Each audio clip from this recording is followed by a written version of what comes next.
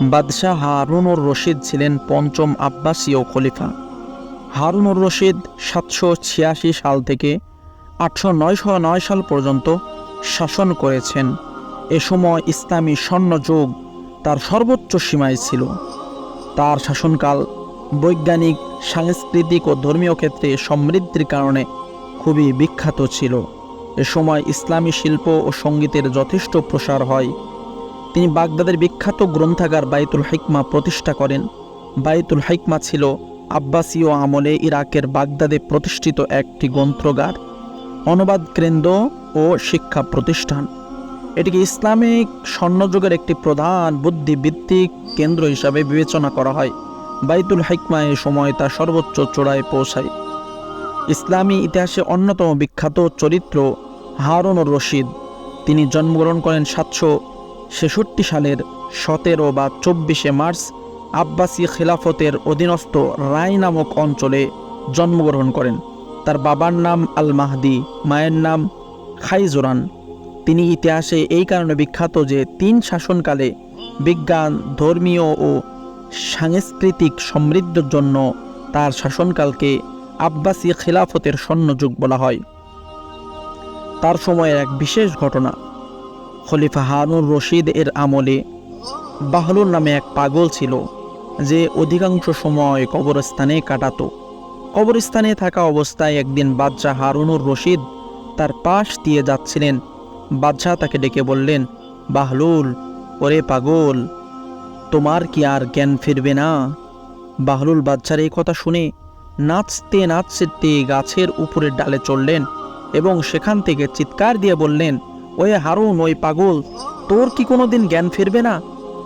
বাদশাহ গাছের নিচে এসে বাহলুলকে বললেন, আমি পাগল নাকি তুমি, যে সারা দিন কবরস্থানে বসে থাকে?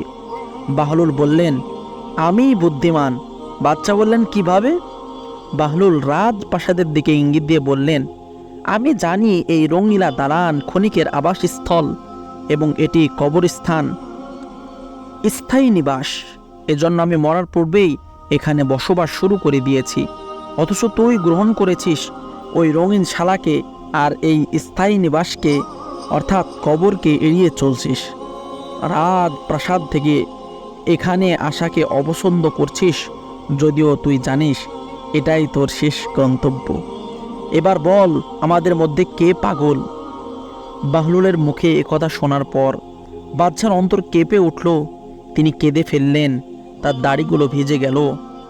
তখন বাহলুল আবার বলে উঠল, আচ্ছা বাদশাহ, তুই কি কখনো ভেবে দেখেছিস, তুই যদি আগামীকাল কোনো সফরের উদ্দেশ্যে বের হোস, তাহলে কি নিবি সাথে করে? তখন বাদশাহ বললেন, আমি তার জন্য ঘোড়া নেব, ঘোড়ার সাথে অনেক আসবাবপত্র নিব, যাতে করে যখন সফরের বের হব, মাঝপথে গিয়ে আমার ক্ষুধা বা পিপাসার প্রয়োজন হতে পারে, তখন খাদ্যের প্রয়োজনও হতে পারে। এই কারণে আমার সফরের সাথে অনেক কিছুই নিতে হবে। তখন বাহলুল পাগল বলে উঠল, তুই যদি সামান্য এই সময় সফরের জন্য এত কিছু সঙ্গে নিস, তাহলে এই দুনিয়া ছেড়ে চিরদিনের জন্য যখন কবরের চলে যাবি, তখন তোর জন্য কি পরিমাণ প্রস্তুতি নেওয়া উচিত, তুই কি কখনো ভেবে দেখেছিস? তখন বাহলুল একথা শোনার পর আরও বিষণ্ণ মনা হয়ে পড়ল, কাঁদতে কাঁদতে অস্থির হয়ে গেল। তখন বাদশাহ বললেন, খোদার কসম, হে বাহলুল, তুমি অবশ্যই সত্যবাদী, তুমি আমাকে আরও বিশেষ কিছু উপদেশ দাও। বাহলুল বলল, তোমার উপদেশের জন্য আল্লাহ তাআলা কোরআনই যথেষ্ট, তাকে যথার্থভাবে আঁকড়ে ধরো। বাদশাহ বললেন, বাহলুল, তোমার কোনো কিছুর অভাব থাকলে আমাকে বলো, আমি তা পূরণ করব। বাহলুল পাগল বললেন, হ্যাঁ, আমার 3টি অভাব আছে, এগুলো যদি তুমি পূরণ করতে পারো তবে সারা জীবন তোমার কৃতজ্ঞতা স্বীকার করব। বাদশাহ বললেন, তুমি নিঃসংকোচে চাইতে পারো। বাহলুল বলল, মরণের সময় হলে আমার আয়ু তুমি বৃদ্ধি করে দিতে হবে। বাদশাহ বললেন, আমার পক্ষে তো এটা কখনো সম্ভব নয়। বাহলুল বলল, আমাকে মৃত্যুর ফেরেশতা থেকে রক্ষা করতে হবে। বাদশাহ বললেন, আমার পক্ষে সম্ভব নয়। বাহলুল বলল, আমাকে জান্নাতে স্থান করে দিতে হবে এবং জাহান্নাম থেকে আমাকে দূরে রাখতে হবে।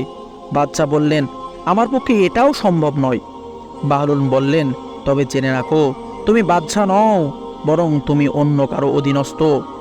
যদি তুমি বাদশা হতে পারতে বা বাদশা হতে, তাহলে অবশ্যই আমার এই 3টি আবদারের প্রত্যেকটি পূরণ করতে পারতে। অতএব তোমার কাছে আমার কোনো চাওয়া বা প্রার্থনা নেই। আমার সমস্ত বিষয় চাওয়া আমার একমাত্র প্রতিপালক মহান আল্লাহ পাক রব্বুল আলামিনের নিকটে, যিনি দুনিয়া এবং আখিরাতে উভয় জগতে কল্যাণ দানকারী একমাত্র প্রতিপালক। তার নিকটেই আমার সমস্ত চাওয়া পাওয়া। তোমার নিকটে কিছুই নেই। সুতরাং তুমি এই ক্ষণস্থায়ী দুনিয়াকে ত্যাগ করো এবং চিরস্থায়ী পরকালের জন্য পরিপূর্ণভাবে প্রস্তুতি গ্রহণ করো।